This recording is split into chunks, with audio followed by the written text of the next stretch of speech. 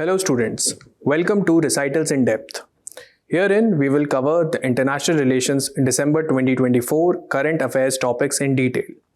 The broader themes which we are going to cover are as follows: geopolitics and democracy, global cybersecurity, neighborhood related issues, domestic laws and their impact on global community, diaspora and its role, trade related issues, bilateral relations with important nations. Visit of Sri Lankan President to India. The Sri Lankan President Anura Kumara Disnayak recently visited India. This is significant because it was his first official visit overseas. And it also marks a departure from his pro-China tilt. He has been a person who has opposed Indian interests in Sri Lanka. And therefore, this visit is particularly important both with respect to Sri Lanka as well as the neighborhood first policy of India. So let us delve into this issue and understand about it. Now coming to the key highlights of the visit. The first thing is that the elected Sri Lankan president is someone who is not tilted towards India. Okay, so he and his party members have been someone who have opposed Indian interests, right? And therefore there were anti-India activities concern when the election took place. Okay, and this was particularly exacerbated by the regular Chinese research vessels in their territory. Okay. So India was particularly concerned if there is some amount of anti-India activities that are taking place within this country.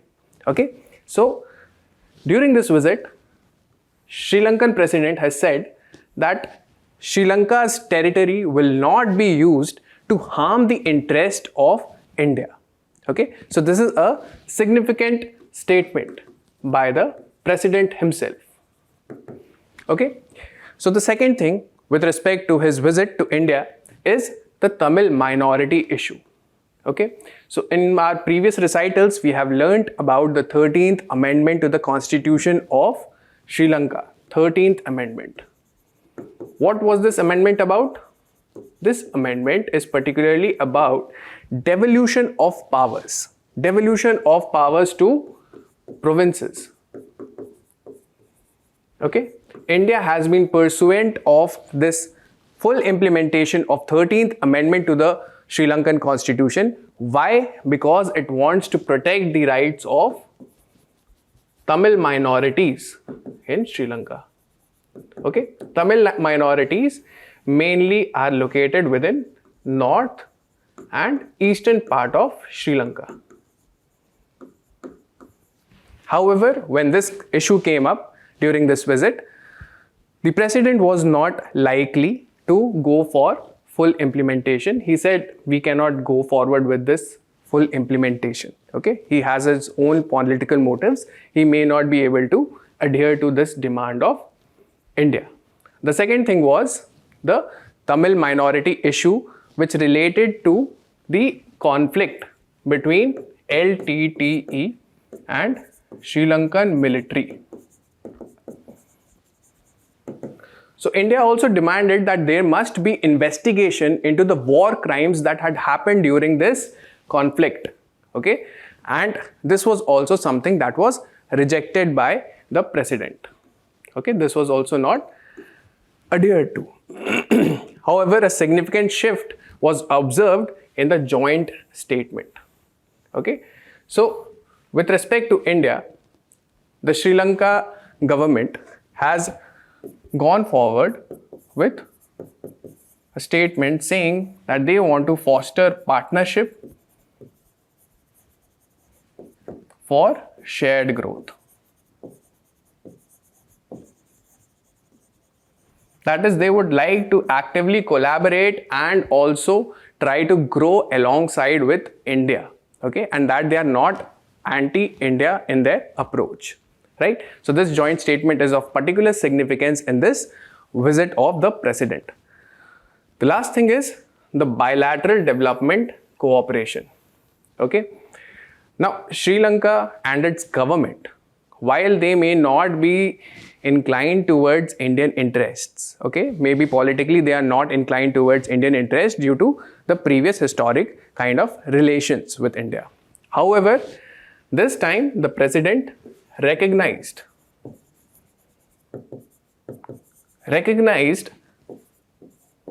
the socio-economic growth that had happened in Sri Lanka. And this he recognized was particularly due to the development assistance that was given by India. And it had made a huge impact. Okay, some of the projects that were taken under the development welfare of the country were housing projects. Okay, they are in particularly their phase 3 and phase 4. With respect to renewable energy, there are 3 hybrid renewable energy projects that are being supported by India, right?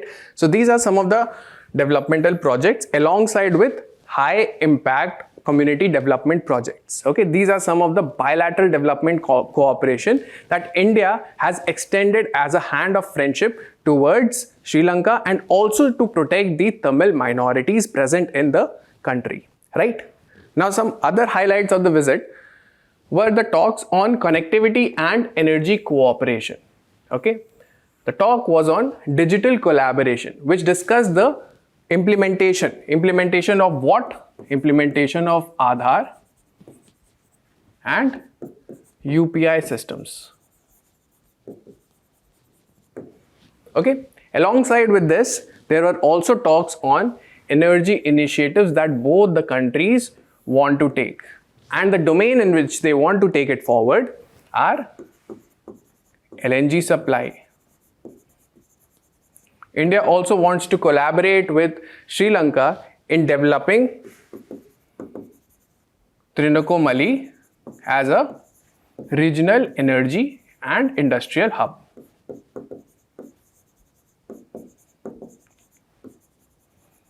Apart from that, there have been talks about offshore wind energy in Park Strait. Right?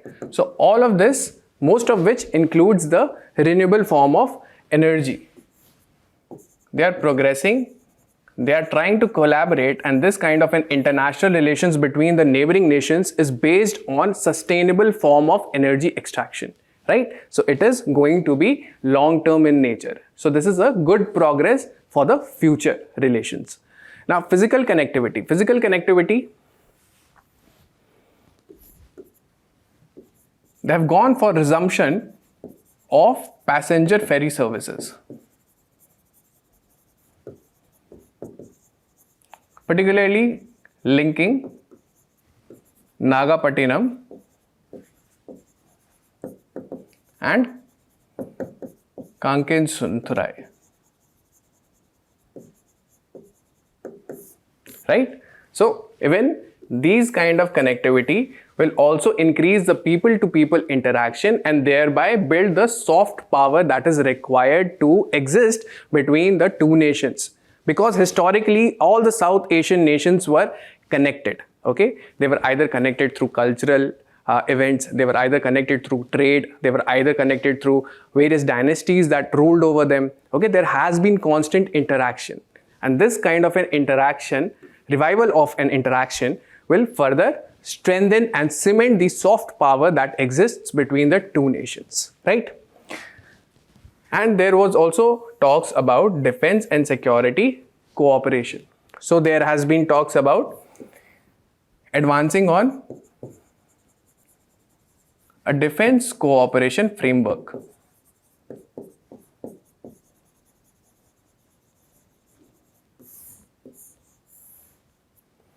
Right? Advancing defense cooperation framework. Then there has also been talks about the maritime sector, how to strengthen it, okay, how to protect Indian interests in these parts. Okay, so these are the talks that have happened between the between the two premiers of the country, the president and the prime minister of India. And therefore, these kind of visits and talks between the two nations, and it being the first official visit ever in overseas by the newly elected president, draws a great significance towards the bilateral ties that India and Sri Lanka hold for each other. Okay, this is supposed to be a move in the correct direction for India. Now, as per the Niti Aayog, India had limited success in capturing China +1 opportunity. Okay, this is set in the context of global international relations that have been taking place, apart from the geopolitical tensions that have been happening between the superpowers like United States and China. Okay, there has been a constant tit for tat tariff war between the two nations. And in this, other nations, including India, would like to grab the opportunity so that they can become the next manufacturing hub for the globe, right? So let us in this context understand whether India has been able to capture this opportunity and present itself as the manufacturing hub of the globe or not.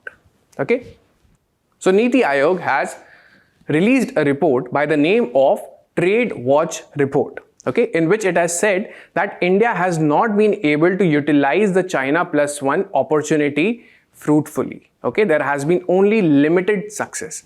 So let us understand what it is about. For that, we must understand what is China +1 opportunity. What do you mean by this China +1 opportunity? Okay, so first of all, it is a business strategy. Okay, it is a business strategy. What happens in this business strategy? The nations will try to move away from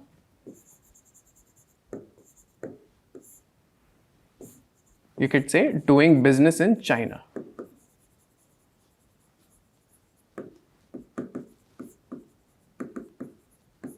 Right? This means that they would try to go for some alternatives. Okay, some alternatives. Suppose say Malaysia, Cambodia, Thailand, India, Vietnam. These are the kind of alternatives that are available for the businesses, okay, which are providing an alternative spots for their investments, except apart from China. Okay, they want to move away from China. Why? What was the need for this? What is the need that they want to move away from China? Okay, so the first thing is China has been the world's factory for a long time. Okay, China has been a world's factory for the longest time. Now, why has it been so? It is because of two reasons. One is that it provides goods at a very low production cost, right? One is the cost of production is so less that the businesses are attracted towards China to invest their money so that the returns are huge. Okay. Second, because of their excess consumer market. Okay, so on the supply side, China is excelling. They are driving goods and services at a lower production cost, and even on the demand side, the market, the consumer market that is available with China is huge, and therefore they will find a demand for their goods and services, and that is why the businesses started investing in China. Okay, what it led to was over concentration of businesses. Okay, it is a situation in which we have this idiom which says that do not put all the eggs in one basket, right? It is also a very good investment strategy that you should diversify your investments as much as possible between equity and debt, right? So here also all the eggs were put in one basket. That is, every investor came in and invested in Chinese growth, right? Now came the time of pandemic. They realized that this was not an apt strategy. Now pandemic happened and China had a zero COVID policy. What did it do? It disrupted the supply chains. The supply chains were disrupted.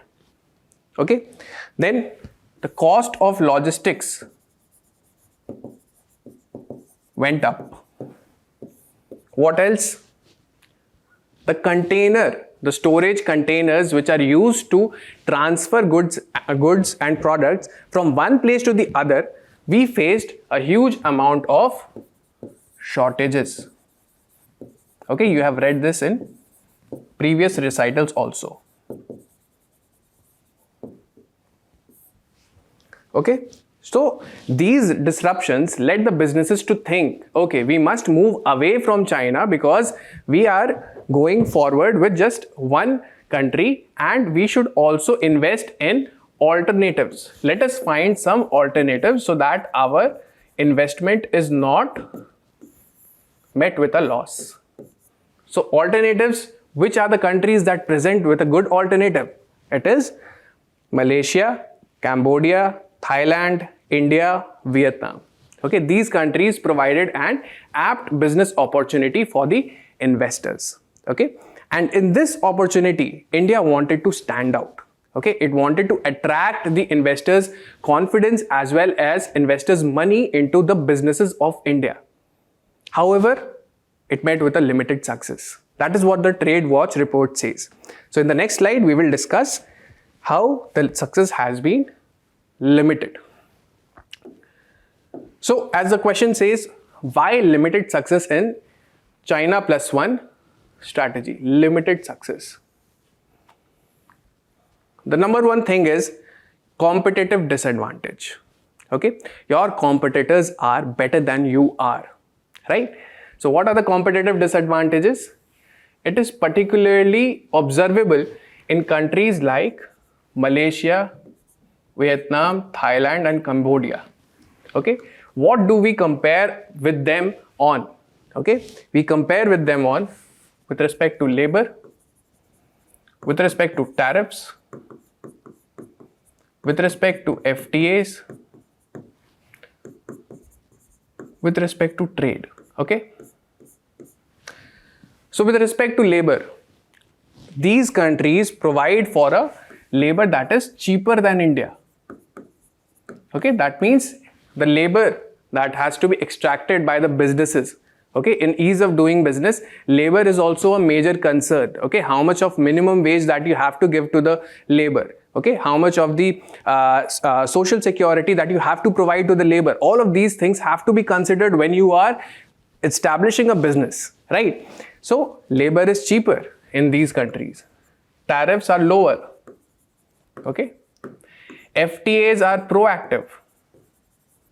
Okay, Indian FTAs take a very long time in negotiating and finalizing the free trade agreements, and this is why they lose out on a huge amount of business opportunity where they capitalize, right? So these led to more trade. They were able to fill the gap and utilize the opportunity better than India did. So this was one of the reasons why India faced limited success in C+1 opportunity that was out to take, right? The second thing is FTAs. Again, FTAs, as I repeated the point there, proactive FTAs, that is, you are ready to negotiate and renegotiate. That is, you are having talks and round of talks again and again with the prospect nations so that your trade deal is secured at the earliest and you can start trading. The sooner you get to the point of finalizing it, you will have the first mover's advantage. Okay? But if you fail to capitalize on this, then you will be the one who is losing out, right? So it has been slow for India. That is why we have faced limited success. Then geopolitical tensions. Geopolitical tensions again presented us with an opportunity to go forward and utilize such kind of gaps and present India as a connecting or a neutral economy so that it can serve these gaps. Geopolitical tensions between United States and China when they were caught in trade war, trade or tariff war. Okay, US was increasing or banning some kind of exports or imports of China. Okay, similarly vice versa for China was also happening, and this kind of an opportunity was not utilized to the extent possible by India. Okay, so this also was something that was responsible for the limited success. Then limited market share. Okay, now the market share in the global trade, it is less than 1%, less than 1% of 70% of global trade. Okay, this is a very less amount of global trade considering India's economy as well as the Indian population, right? So this much of trade is something that would not allow India to capture the market. Okay, it would not allow India to become what? Indispensable when supply chains are considered. Okay, anyone, because China, why there was China plus one strategy? Because China presented itself as an indisputable unit. Okay, there was no unit except for China which was available and could produce at such a lower cost and provide for such a huge market. But India was not able to do so because it has limited market share. Okay, the limited market share could be due to various reasons. It can be due to high logistical cost. It can be due to high or poor infrastructure. Okay, all kinds of reasons led to this kind of a limited market share, right? Then supply chain disruptions. Again, supply chain disruptions, they happen and they were utilized by other countries, but it was not utilized by India, to which the CEO of Niti Aayog has said that we should capitalize on the supply chain disruptions that are happening. For example, during pandemic, supply chain disruptions happened. Okay, India should have stepped in and been the economy that provided for that supply. Okay, being the connecting person who would fill the gap. But it was observed that India was not able to do so. Okay, lastly, it was sectoral challenges. Okay, particularly in the field of iron and steel. Okay, so India already has its own domestic challenges because there has been decline in production of iron and steel by 33% in the last quarter. Okay, and therefore it has also been facing a low domestic demand. Apart from this, there has been a proposal to hike the iron and steel taxes, which is based on the imports. Okay, whatever you import, there will be higher tariffs. Okay, so for that kind of a reason, it is not going to be competitive in the world trade. Okay, we need Indian industries to be participating in the world trade so that they can present themselves as indispensable in the global trade economy, right? So these are the reasons why the limited success in China plus one strategy was observed. Now that we have understood that India is facing a limited success in China plus one opportunity, let us also understand what are the potential. Okay, what is the way forward that we should apply so that we can get the maximum for India during this kind of a global opportunity? The first thing is you should go for diversification and market expansion. Okay, your global trade is limited to less than 1%. Okay, so you should understand that we must go for diversification, trade diversification, that is going for new products that you are importing and exporting. And second is that you should search for new markets. Okay, searching for new markets and also signing FTAs, free trade agreements with their countries. Right? The second thing is proactive policy measures. Okay, that India should not take a lot of time in negotiating and finalizing the free trade agreements. Okay, this should be very clear that the talks and round of talks that take place should be very clear in the beginning itself. Okay, there should be complete clarity of what we want to achieve through this trade agreement, right? And we should be proactive about it. Then tariff policies. Okay, tariff policies particularly, it should be principled, it should be pragmatic. Okay, it should not be unilateral, because you are not the only country that is existing in this world. You are in a globalized world and the global economy is also going to affect you. It is better that you understand and also take the advantage if some kind of an opportunity is available for you due to some kind of geopolitical tensions. Okay, so the tariff policies, for example, in iron and steel industry, that we are trying to raise the tariff for imports. This is going to harm our own domestic importers, okay? Domestic importers who want to take the iron and steel from imports and then resell it or process it and then export it. It is going to be harmful for us. So we should understand that we are not going to become the alternative supply chain if we go for such kind of policies. So it must be pragmatic. It must be holistic. Okay, it must understand the needs of the time, right? Then disruptions, as the Niti Aayog CEO has said, that these disruptions, whatever supply chain disruptions have been created, it is for India to present itself as a neutral and a connecting economy. What do I mean by neutral? That India should not present itself as biased to any one of the countries. Okay, if there is geopolitical tension between US and China, India should not go forward and say, okay, US, I am going to side with you. Okay, China, I am going to side with you. It should be neutral.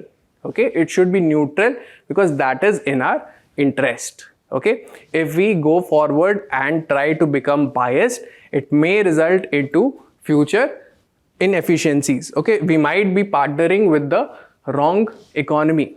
Okay, and then if that economy drowns, we will drown together with it. That is why we want to present ourselves as neutral and also a connecting economy. Okay, wherever the gaps in supply chain is taking place, we want to become that economy that comes and fits into that equation and completes the supply chain, right? So these are the potential for India. India and Bhutan strengthen bilateral ties with focus on hydropower and urban planning. Okay, so this is particularly important for us, keeping in mind the neighborhood first policy that India has towards the neighboring nations and particularly Bhutan, because Bhutan has been a partner and a friend for a very long time since our independence, right? We have not faced any kind of tensions between India and Bhutan till yet.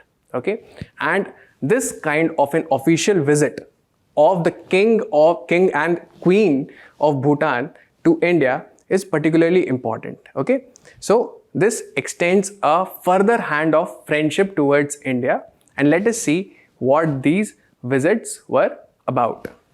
So the key highlights of this visit, the first thing was that India has said that it will continue its support for the Gelefu Mindfulness City project. Okay, now as the name suggests, it is a mindfulness city. Okay, what does it encompass? This kind of a city encompasses within it sectors like finance, tourism, green energy, spirituality, education, and so on.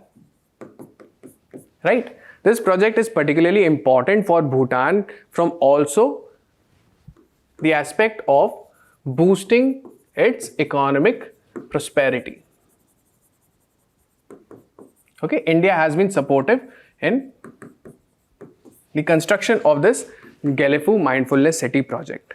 Okay, besides this, there has been a huge amount of people-to-people interactions that are to be observed within this project as well, right? The second thing which was highlighted in the visit was the hydropower projects. Okay, so it was reviewed that Punat Sangchu 2 hydroelectric project was near completion, and the early completion of Punat Sangchu 1 hydroelectric power was also discussed within this. Okay, then connectivity initiatives with respect to both kind of connectivity, whether it comes to physical connectivity or digital connectivity. Okay, physical connectivity meaning rail and road links. You might be aware that it was not a part of, Bhutan was not a part of motor vehicle agreement that was to be happening between BBIN, that is Bangladesh, Bhutan, India and Nepal. Okay, and there is also initiatives that will be taken with respect to digital connectivity. Okay, so these were the key highlights of this visit. Now let us also understand what is the bilateral relationship that India has with Bhutan. Okay, it is something that is exceptional. We'll see India and Bhutan has a political relationship, and this started way back in 1948, and establishment of diplomatic ties were in 1968. Okay, this was with respect to the political relationship between the two countries, right? Then hydropower cooperation. Okay, so with respect to exports for Bhutan, with respect to exports, hydropower is the most amount of selling project that it sells that boosts its GDP. Okay, and one of the major buyers of this electricity is India. So we have a good amount of hydropower cooperation between India and Bhutan. For Bhutan, it provides for revenue, okay, or finance from India. Okay, and for India, it is also a good deal, and that is why India also tries to cooperate with respect to hydroelectric projects. Okay, India will try to serve its power deficiency, and also there is a goal of sustainably producing the energy itself. Okay, so hydroelectric project will also help in producing sustainable energy, right? Now with respect to Buddhist connect, okay, both the countries have considerable populations. Bhutan has Buddhist population, and India also has considerable population who follow Buddhism. So this is also a soft power connect that we have with Bhutan, right? Then transboundary. This is an environmental dimensions to the bilateral relations between the two countries. As you can see, this is the Manas Wildlife Sanctuary, and this is a transboundary wildlife sanctuary which spreads across India's Assam to Bhutan as well. Okay, and both the government of Bhutan as well as India, they go for conservation measures in a collaborated manner in this place, right? So this is the significance of the bilateral relations. Now, what are the benefits of this relationship individually for both the countries? Okay, for Bhutan, India has provided free trade regime. So under this, what India provides to Bhutan, because Bhutan, as you can see, is landlocked. Okay, it does not have the ability to trade, okay, unless India cooperates with it. Okay, it can go further with towards China also, but Bhutan does not engage with China. Okay, Bhutan has not been engaging with China. Bhutan has been engaging with India. Okay, it has made this exclusive engagement possible with India due to the friendship that India has withstood over time. Now, Bhutan, when it traverses through India, does it need to pay the duty taxes? No, it is duty free. If Bhutan wants to sell its goods and services to some other country, okay, it is third country, it is not India that Bhutan is selling its products to. So, for that third country, if the trade has to take place, there has to be some transit on the land of India.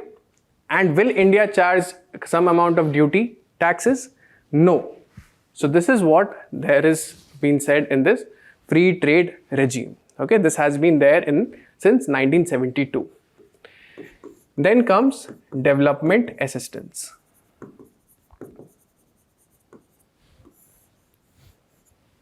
Okay, development assistance. India has been always pumping in money in the Bhutan's 5-year plans.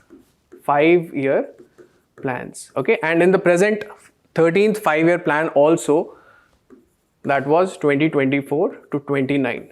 They have also given a significant amount of money with the motive of assisting Bhutan to develop itself in the social economic dimension. Right? Now, with respect to Bhutan, again, India is a net security provider.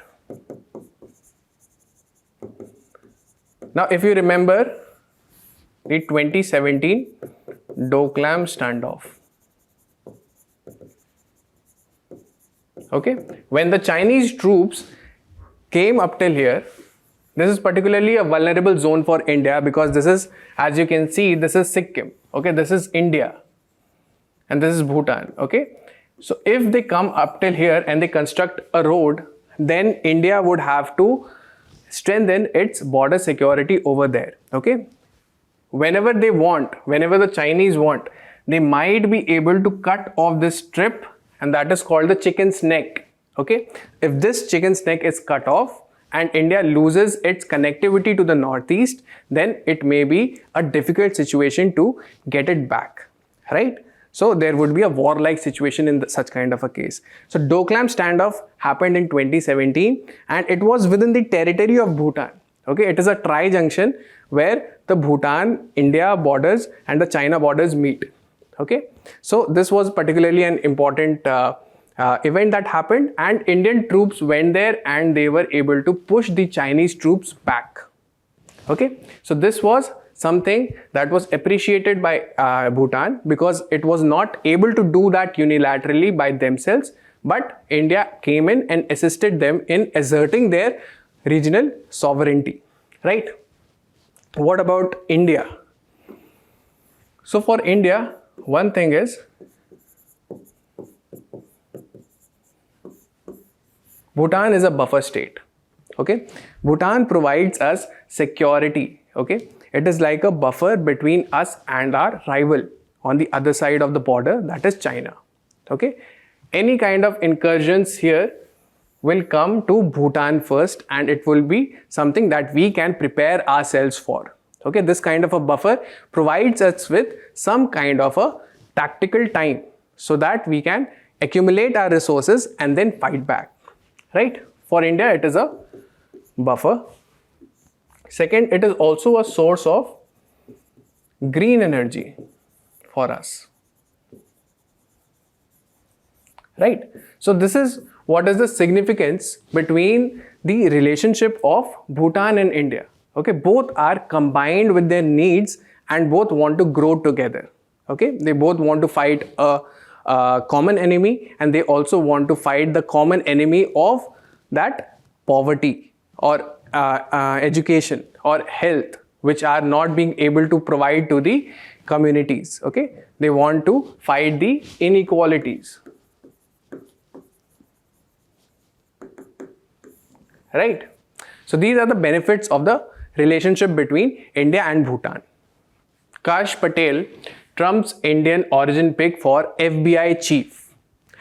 Now, Kash Patel, who is also whose name is actually Kashyap Patel, is someone who has been picked by the President-elect Donald Trump for heading the Federal Bureau of Investigation. Okay, this is one of the significant event because someone of Indian origin has been granted the highest position in a big organization in the United States. Okay, so let us just know about it so that we know about the diaspora's role in the further nations. Okay, so this is important. You can just mention it as an example in one of your mains answers. It is not going to be something that is going to be added when they ask about the personality or his connection with Trump. No, they are not going to ask about that. They are just going to ask you about the diaspora.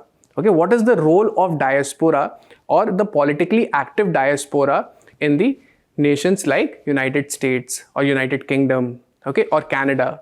These kind of questions can be expected in international relations, okay? And in such kind of questions, we are going to mention these examples, right? So it is better to know the name, and it is also better to just know about the personality also, okay? So his designation is who he has been. He has been an Indian American lawyer, okay?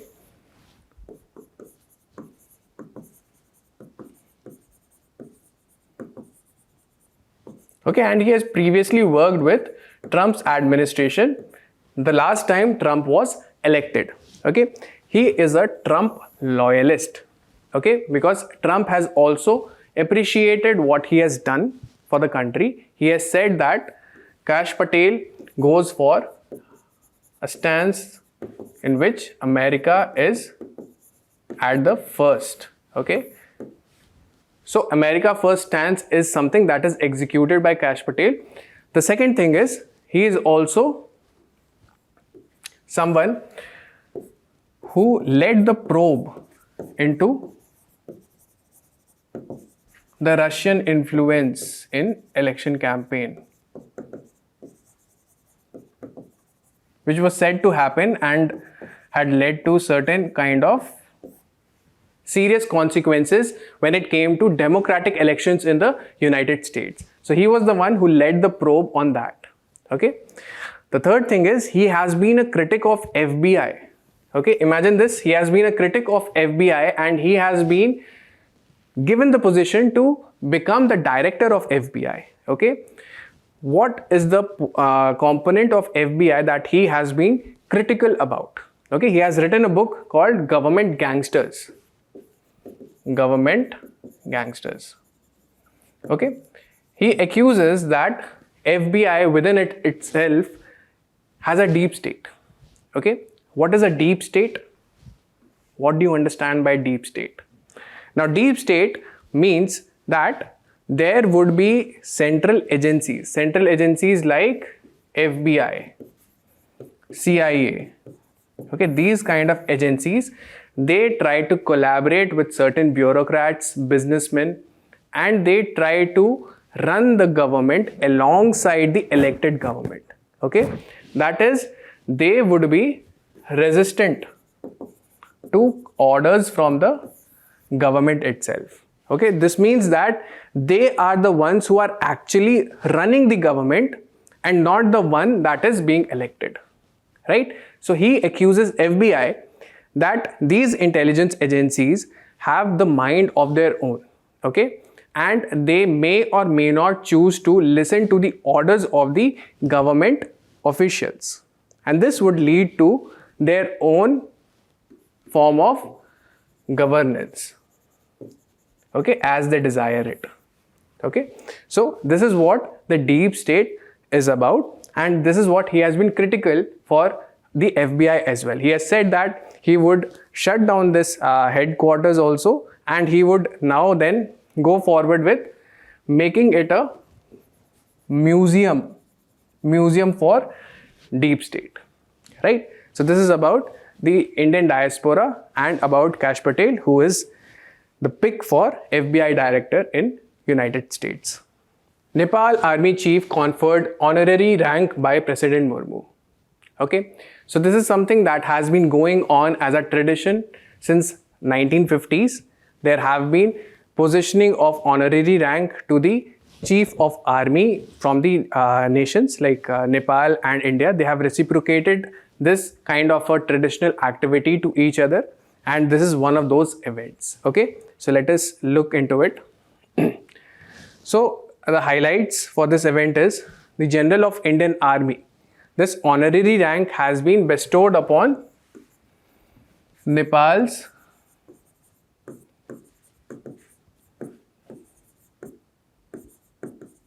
Chief of Army.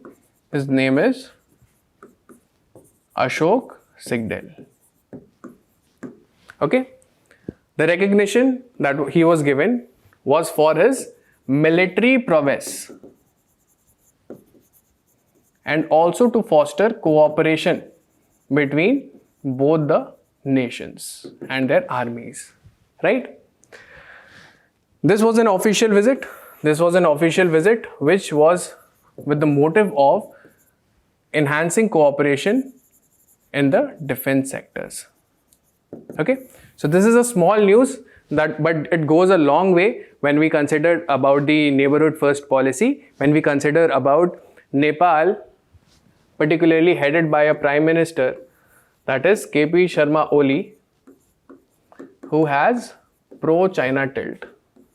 Okay, while this might not be a very big event in that kind of a dynamic, but it certainly is something that is traditional, that is being continued. Okay, otherwise if the relationships turn sour, these kind of events will also be stopped, right? So this is what the news is about. Suspension of MFN clause in India-Switzerland tax treaty. Okay, so recently what has happened is that Switzerland government has said that we would be revoking the MFN clause that we have given to India, and under it the double tax avoidance agreement. Okay, this comes from the Supreme Court ruling that had happened in October 2023. Okay, it had resulted into non-reciprocal DTAA, that is double tax avoidance agreement, from the Indian side towards the Swiss government or the Switzerland companies, right? And this has resulted into Swiss companies and the government feeling left out, and that they are in a situation that they cannot go on and unilaterally present this DTAA towards India while India does not extend the same favor towards them. Right? So under this issue, let us understand what it is about. So now let us understand what is MFN clause, that is the most favored nation clause. Okay, so now this clause is the founding principle of which organization? It is WTO, that is World Trade Organization, right? What does it mean? What does the most favored nation clause mean? Okay, does it mean that all the favors would be exclusively provided to one nation? No, it is quite the opposite. Okay, so let us understand through this diagram. For example, there is party A and there is party B. Okay, they enter into a contract. Okay, there is some trade agreement that is between them. Now they have also included the MFN provision. Okay, MFN provision, they have included it. So now when party A goes to trade with some other country, okay, suppose say party A goes to trade with party C, okay, and there is a trade agreement that has been signed. So if the price, for example, if buying of a product from party B to party A was priced at $120, now when party A went to trade agreement with party C, the product that it wants to buy, it says that I will buy it at $100. Okay, so this $120 is more than this $100. Okay, both of these have the trade agreement, but here they have the MFN clause also. What does the MFN clause say? MFN clause says that if you are going to provide for some kind of concessions, some kind of trade concessions in the trade agreement with trade towards another country, okay, a third country, if you are going to trade with it and you are providing for some kind of concessions, then those type of concessions should also be present with the first one also. Okay, so in this, what will happen when party A and party B were trading? Party C was not trading with party A. Party A and party B are trading at $120. Okay, but party A and party C come to a trade agreement where they say that let us trade at $100. Okay, so now this $100 trade agreement will also be something that would be available for party B. Okay, this means that MFN has been triggered. Okay, MFN has been triggered. That is, there has to be same treatment all across the nations. Okay, if you find out that you are going for minimal or there has been a good amount of trade concessions with other country, those kind of trade concessions would be available with the MFN status holding nations also. Right? Understood? Okay. So this is what MFN status is. Now, can we have some exemptions? Does WTO provide some kind of exemptions so that this can be eliminated? So yes, there are some situations in which exemptions are there. Okay, so there are bilateral trade agreements. If two countries are there who want to go forward with a trade agreement and provide for some trade concessions, they might not invoke the MFN clause when they are trading with the other country, right? When they are in a bilateral trade agreement with each other, right? Then there is developing countries. So if you are providing special market access to the developing countries, then that would not be subjected to the MFN clause. That is, the developed countries cannot question ki, okay, I also want to become a part of this special market access that you are providing to the developing countries, right? Then trade blocs. For example, there is European Union. So for members who are outside the European Union, the trade agreement can be discriminated against. Okay, it is not that the MFN clause will hold here also and the triggers will be applied there. Okay, that is, if European Union countries want to trade at a lower rate with each other, it is not subjected to giving those kind of trade concessions to the other countries also, say India. Okay, so this is trade blocs which are exempted from MFN clause. Then trade barriers. Okay, if there are trade barriers due to some kind of unfair competition that is taking place, if there is some unfair competition taking place, then you are not supposed to go for the MFN clause. That is an exemption that has been provided. Then non-members of WTO, no requirement of going forward with MFN clause with them. What are the examples? Iran, Syria, North Korea, Belarus, etc. Right? Now, what about the removal of MFN clause? Once you have said, for example, Switzerland has said, or even India had said in 2019 after the Pulwama attack, that we are revoking the MFN status of Pakistan. Okay, Pakistan had never given MFN status to India, but India had been kind enough to extend this MFN status to Pakistan, but it was revoked in 2019. And similarly, right now, what Swiss government is doing, it has revoked the MFN clause under the DTAA for India. So is there a procedure that has been prescribed by WTO in which you can revoke this MFN clause? No, there is no such formal procedure that has been provided. Then the question, whether you have to give this notification to WTO that I have revoked the MFN clause for India, do you have to give this kind of a notification? This is also not there. Okay, this is what you can say, at best, it is unclear whether you have to give this notification or not. Right? So this is about the MFN clause. So let us move forward. So now let us understand why Switzerland has suspended India's MFN status. Okay, it has been a tit for tat move. Okay, usually international relations move like that, and that is how the geopolitical tensions or international tensions are escalated to a point where there are warlike conditions. Okay, but however, this is not going to be the case here. It is just an example. Tit for tat, India and Switzerland tax treaty was provided in the MFN clause. Okay, there was a tax treaty where they said we are going for double tax avoidance agreement. What is double tax avoidance agreement? Do you know? Double tax avoidance agreement, what does it say? That if you are a business in a country A and you are sourcing your products to country B, okay, so whatever income you are earning here in country B, that income is being taxed by country B, and when you bring this income back to A, that country A will also be charging some tax over your income. Okay, so what happens is the business accordingly pays taxes in two jurisdictions.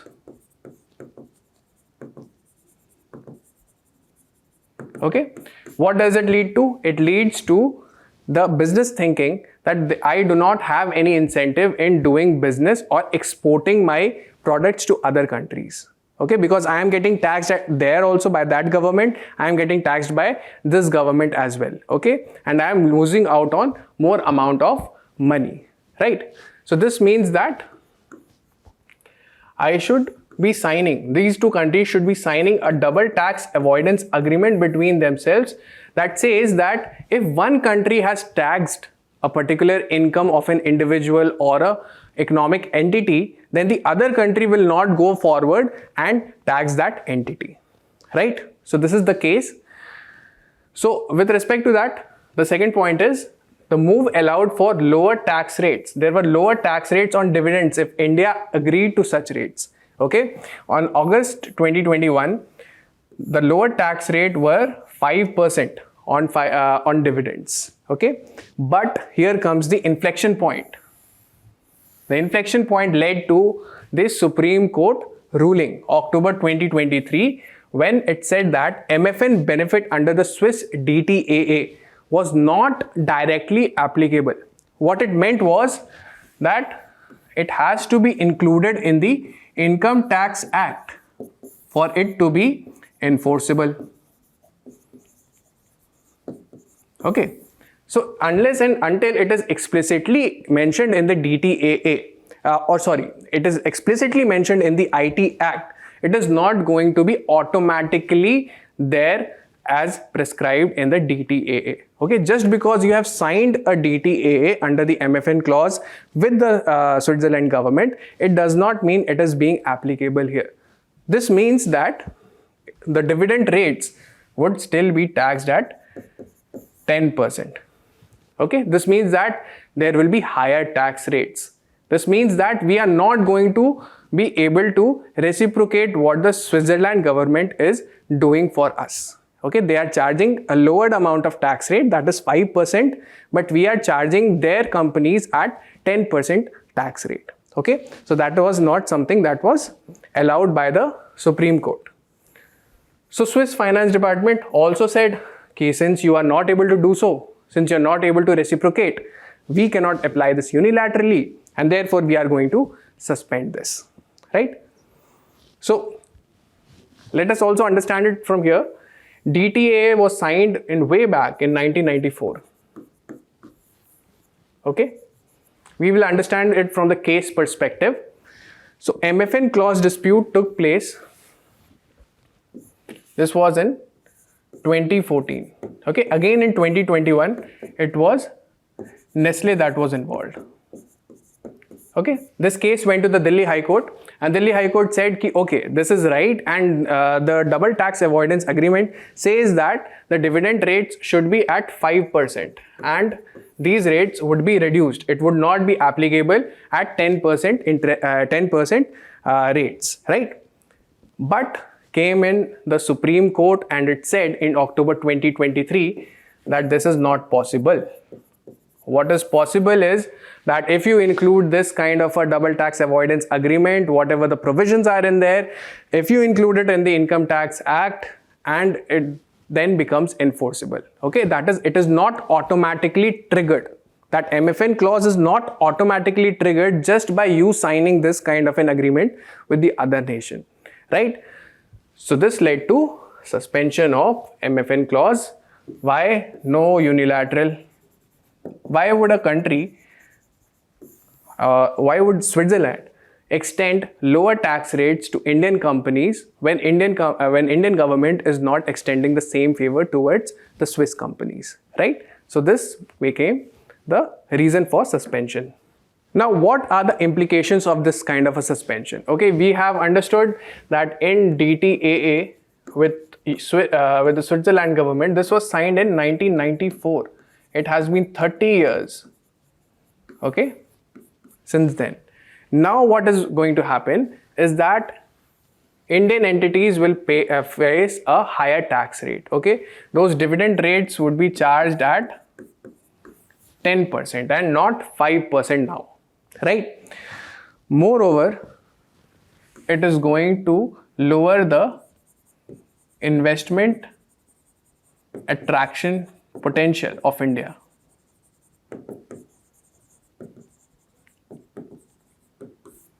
Okay, for the Swiss investors, okay, they are not going to come and invest in India because of these high tax rates. Okay, also because this kind of a situation creates some amount of economic policy uncertainty. Okay, what investors or what the businesses want is a stable environment. Okay, they want to go forward and invest in a country where the government is stable, where the economic produces good amount of growth, and that is what they want to reap.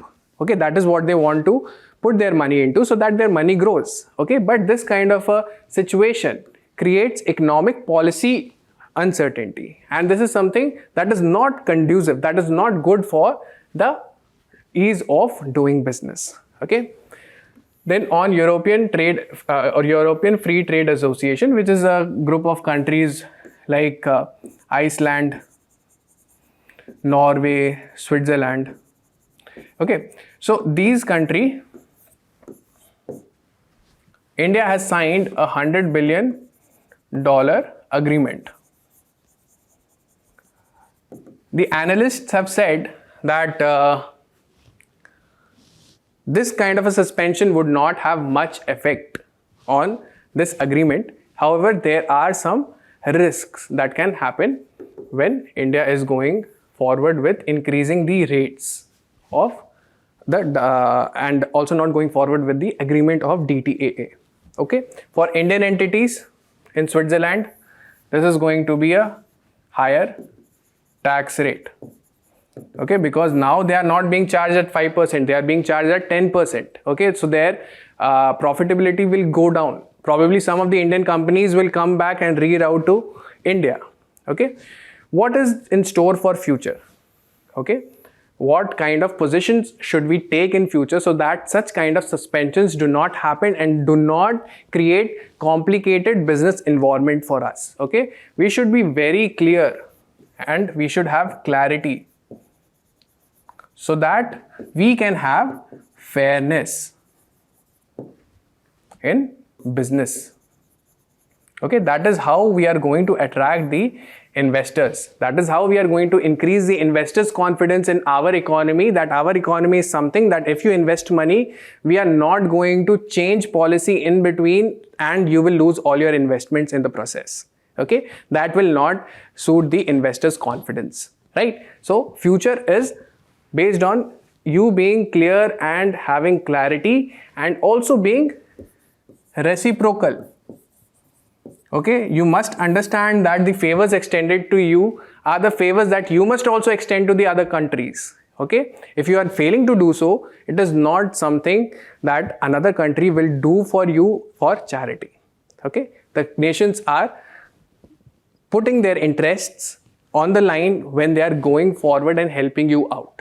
Okay, and those interests have to be well served from our side as well, right? India's Eastern Maritime Corridor. Okay, so this maritime corridor is particularly significant because in July 2024, India surpassed China with the maximum amount of crude oil exports from Russia. Okay, and in this kind of a maritime corridor also helps us to reduce the logistics cost, reduce the shipping time, and also increase the diversification of trade that we want to have with Russia, right? So in this context, when we have replaced China with respect to crude oil and are having a good amount of trade with Russia, let us see how this Eastern Maritime Corridor also helps us out in strengthening the bilateral ties between Russia and India. Okay, so let us understand how the India's crude oil imports from Russia have soared. Okay, they were surpassing China's imports of crude oil from Russia in July 2024. Okay, and there has been a dominance of Ural's crude grade with respect to India. Okay, so 75% of Russian oil imports have been garnered by India. Okay, second, India has also been a beneficiary of the competitive pricing. Okay, competitive pricing, that is the crude oil that was available at a discounted rate. Okay, this discounted rate was due to the Ukraine-Russia conflict since 2022 Feb.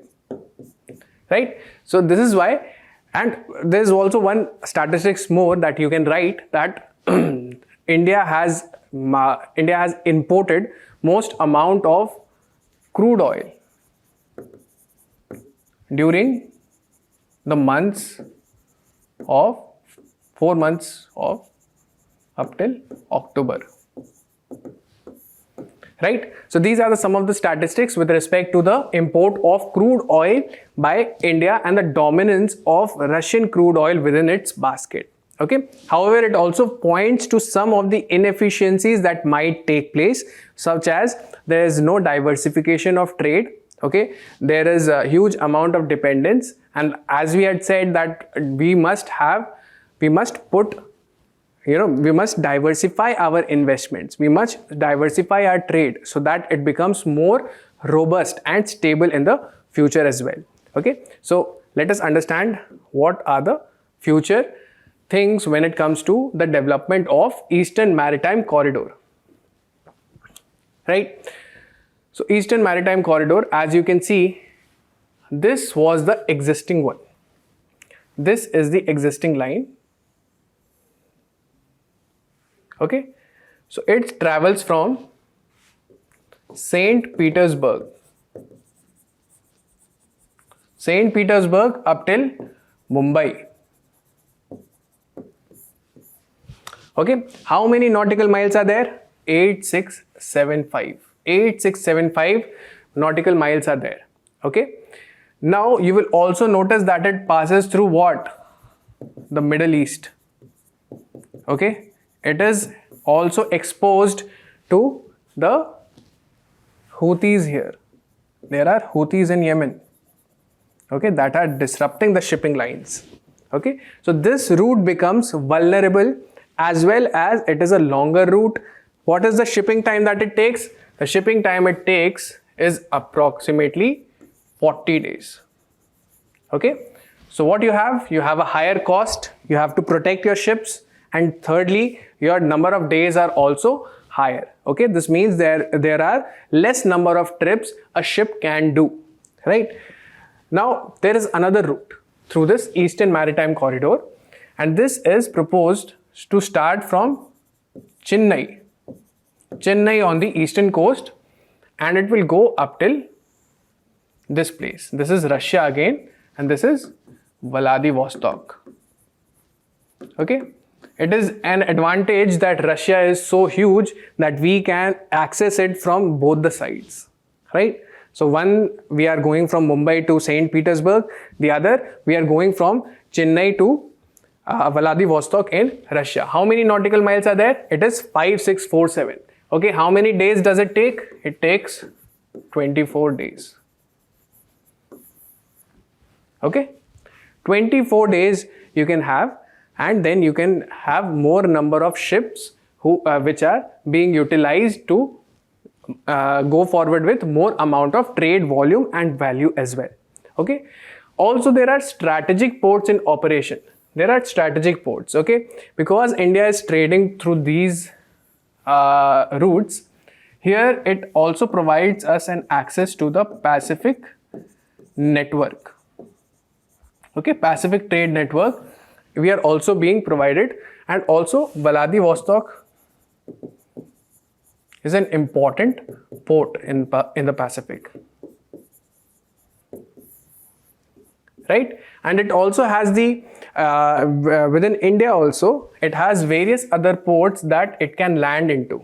Okay, there are multiple number of ports that the coming logistics can be products can land into. For example, there is Paradeep Fort. Okay, Paradeep Port is there.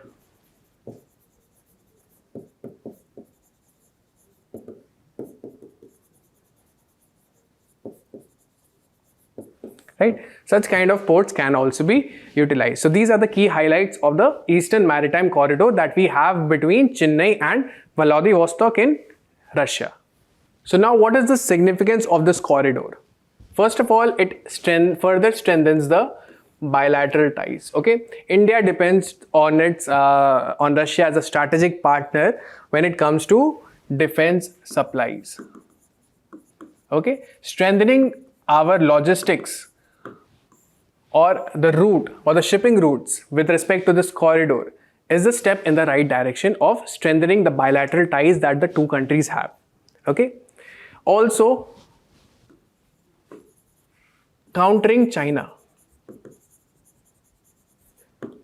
Okay, China is able to provide for much more amount of money for the products and goods that Russia gives to China. Okay, as Russia faces some amount of sanctions with respect to the Western world, therefore China steps in as a friend and buys the products and the goods from Russia. Okay, in this kind of a situation where India has a corridor and also it can complete the trade within 24 days. Okay, it can go and complete the trade in 24 days as opposed to 40 days. So more amount of transactions can happen between India and Russia, and thereby economic ties can be further increased. The second thing is there is diversification of energy supplies. While we are just depending upon crude oil, okay, that is the discounted crude oil that is made available to us from Russia, we also want to, through this corridor, we also want to diversify. Okay, diversify, for example, through coal, LNG, fertilizers. Right? So that we have a robust trade mechanism between the two nations. Okay, it should not be something that if the prices of the oil, crude oil go up, then also we should have some other sectors in which we are trading with Russia. Right? Then it is a boost to the maritime sector. Okay, it is a boost to the maritime sector as well, and also to boost the vessels or the ports infrastructure that has to be built so that this corridor can effectively take place. Okay, this is also a boost to the logistical cost reduction. Okay, so the logistics cost at present is 14% of GDP for India, while for the global average is 8% of the GDP. Okay, so this marks that we are significantly utilizing our money in transportation cost. Okay, and these transportation costs, these logistical costs have to go down. Okay, because this will ultimately find its value in the higher expensive goods. Okay, your goods will not be competitive if your logistical costs are very high. Okay, so we have to utilize mechanisms where we have to develop such kind of corridors that give us a leverage over the logistical costs as well and make our products more competitive in the global markets, right? Then it is also significant with respect to India's Act Far East policy. Okay, it connects all the nations in the Far East as well, and it also creates a dominance, like it counters the dominance in South China Sea. Okay, there is Japan Sea also. Then Pacific. Okay, so these portions which are before this, it was uncovered by India. Now it is also being able to be covered. Okay, so this corridor becomes all the more important for us. India-Australia Economic Cooperation and Trade Agreement, that is ECTA, marks 2 years of success. Okay, so this was signed between India and Australia in the year of 2022. Okay, and since then this agreement, that is Economic Cooperation and Trade Agreement, has seen a major form of success.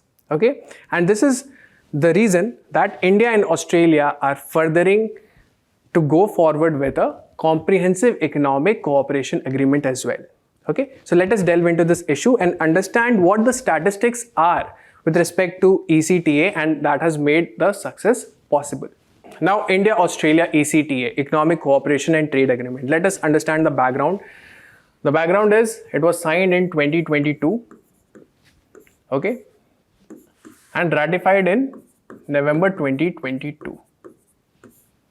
Okay. Now, what this led to is trade concessions. For example, if this is India, this is Australia.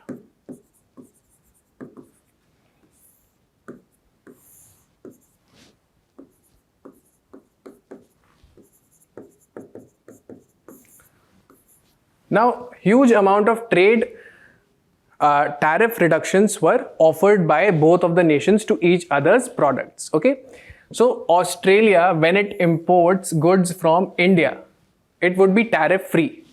Okay, so 96% of such goods, 96% of goods would be tariff free.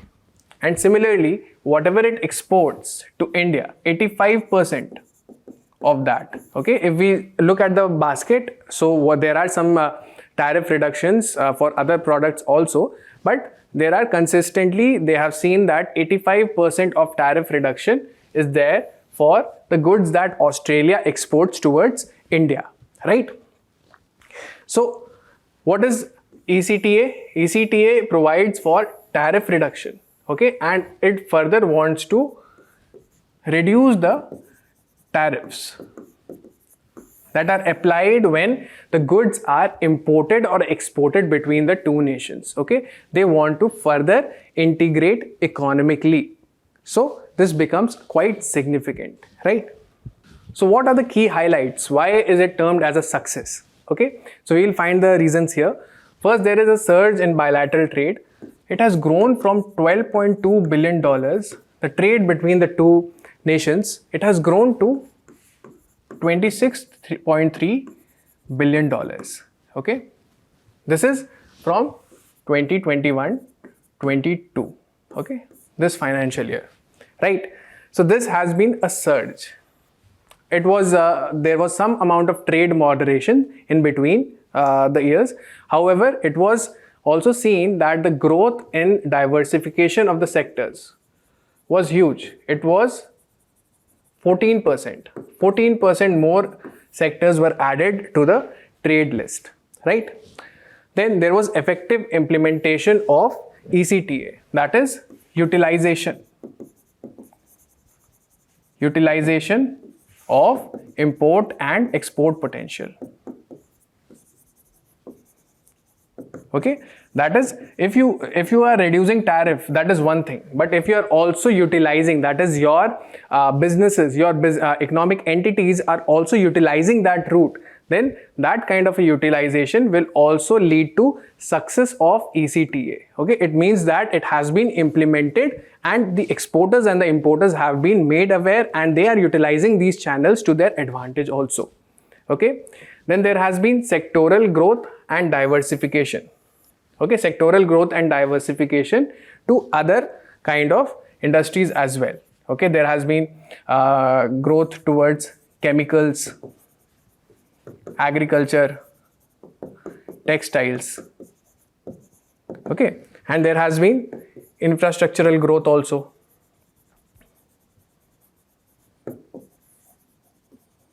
Right, so these kind of things have also been observed In pursuit of ECTA, these diversification have also been seen, okay? And there has been a progress towards CECA. That is, India and Australia are envisioning that by 2030, they would be trading to the amount of 100 billion Australian dollars, right? So this is the key highlight for the success of ECTA between India and Australia. India, Saudi Arabia exploring joint ventures in defense sector. Now, Saudi Arabia is a major producer of crude oil, okay? But in the recent times, it has been seen that Saudi Arabia also wants to expand its trade basket and also wants to get into the defense sector as well. And in this context, it comes to India to have a joint venture with Indian companies as well, okay? So let us look at this issue. So the highlights of this deal. So there has been defense cooperation that are particularly focused on localized production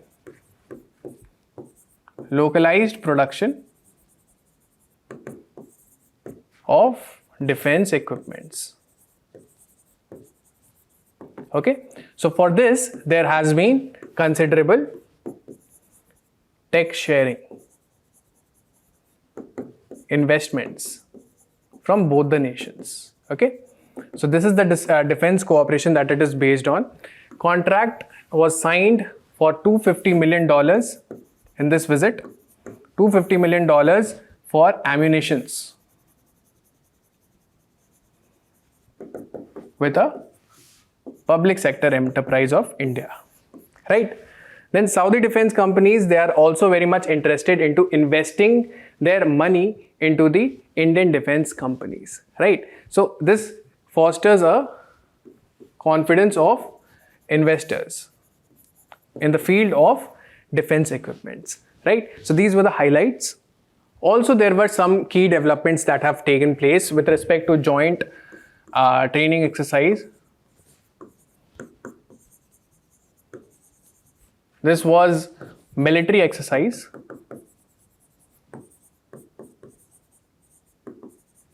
And there were also naval exercises that were taken between the two countries.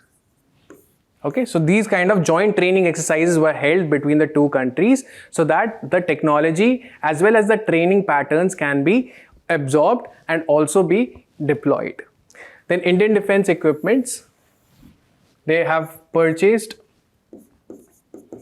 155mm ATAGS equipment from India. Okay, and in this defense cooperation, the focus has been mainly to boost localized production.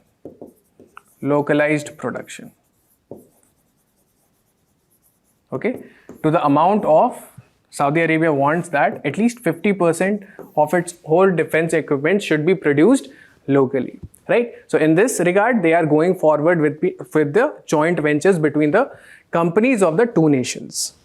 India, France signed Pact for Grand Museum in North-South blocks. In this event of soft power diplomacy, India and France have come together so that the Central Vista redevelopment project can be put forward.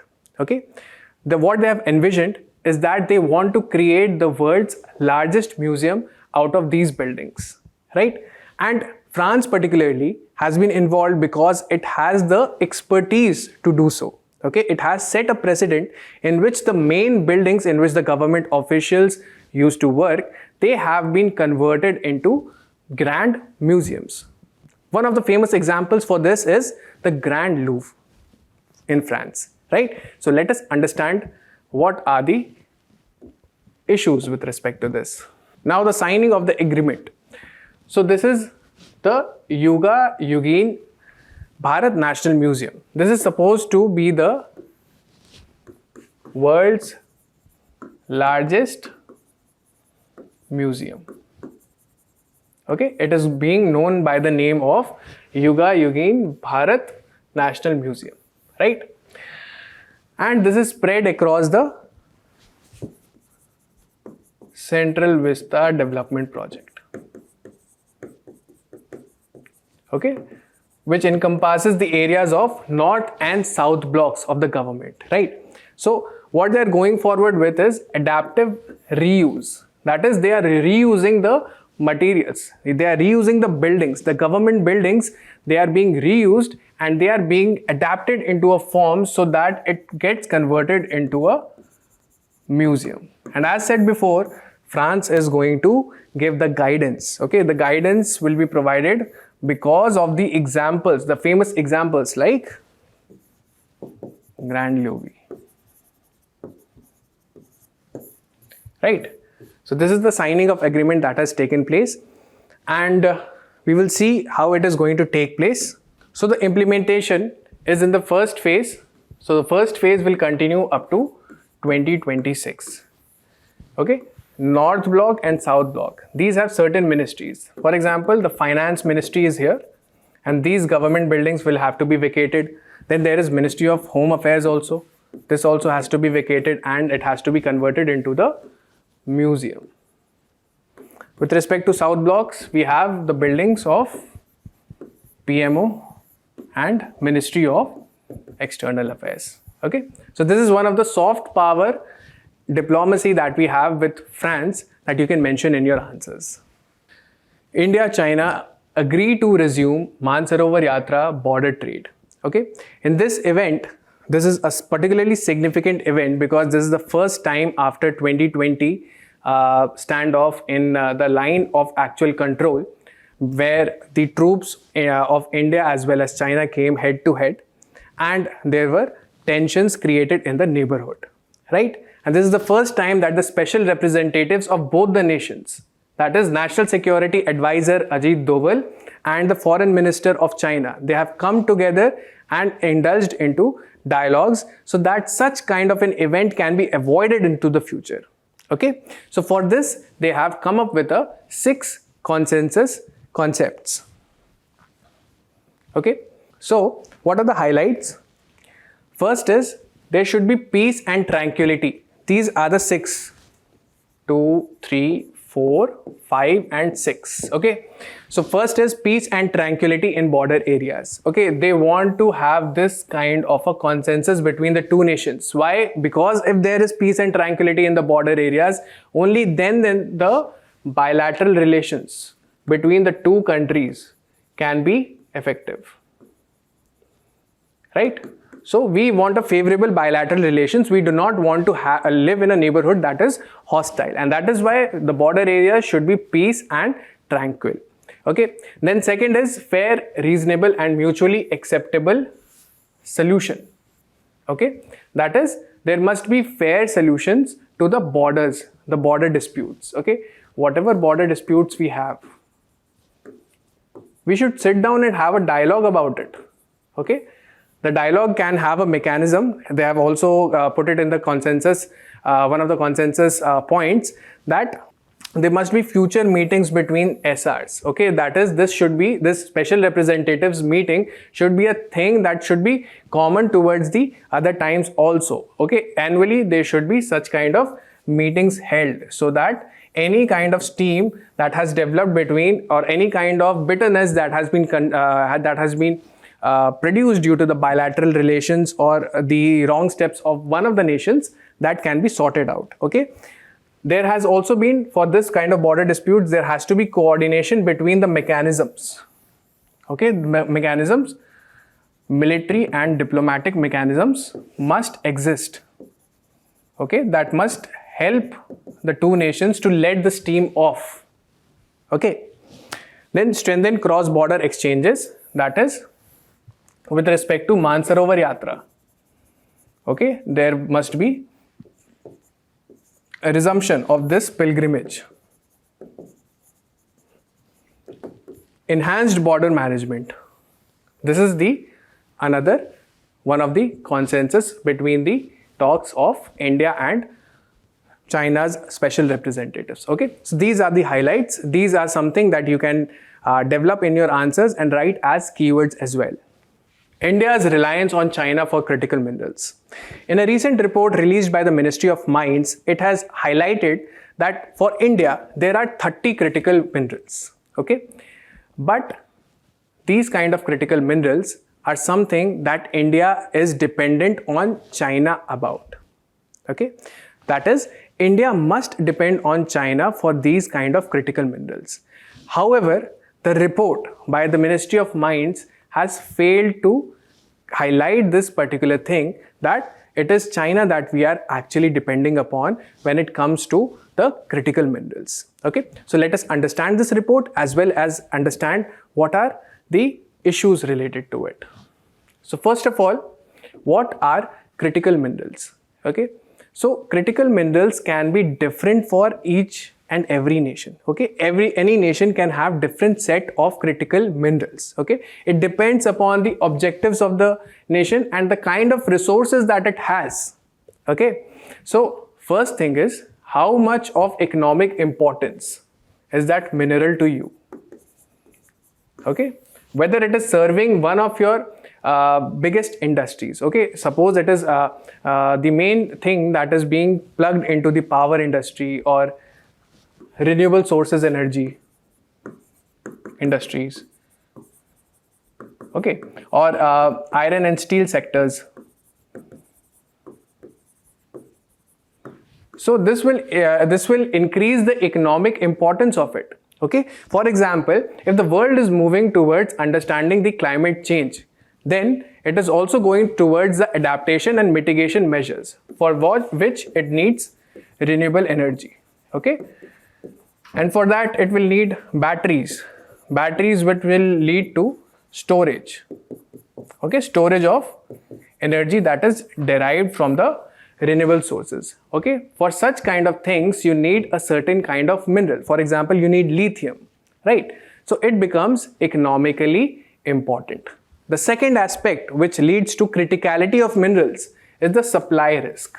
Supply risk is dependent on two things. One is the availability of raw material.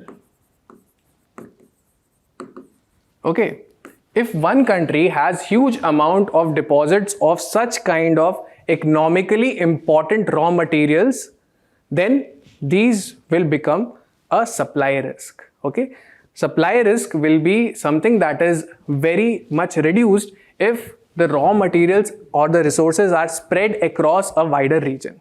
Okay, the second thing is logistics.